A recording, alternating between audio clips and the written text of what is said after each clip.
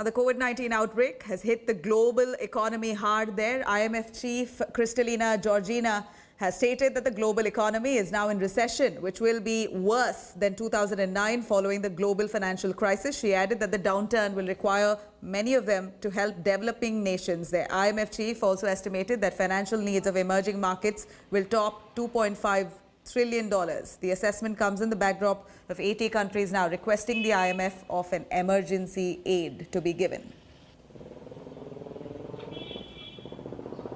It is now clear that we have entered a recession as bad or worse than in 2009. We do project recovery in 2021.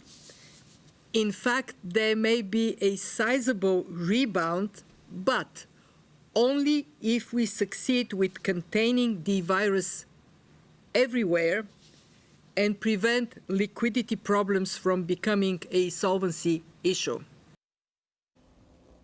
Let's quickly go over to Rahul Srivastava joining us, our National Affairs Editor. Rahul, we're looking at a global recession, 80 countries requesting the IMF for an emergency fund. What's the situation really like now? Good morning. Yes, there is a crisis. There is a crisis, and the IMF chief, as perhaps for the first time, is the first global agency head to actually take that, cite the term recession. Now, you see what has happened is that the world's largest manufacturer, China, the world's largest economy, America, and the world's largest market, India, all three are at a standstill.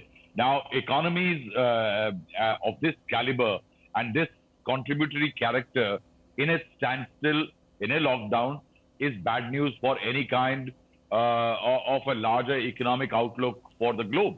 And that is why, if you see what importantly the IMF chief has said, that it is extremely important the length and the depth of the coronavirus impact and how the economies handle the crisis from there on in terms of cooperation is extremely critical.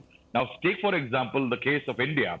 The effort has been of the government in the first 1.5 months of the crisis is to create a perfect matrix for ensuring that the spread does not happen.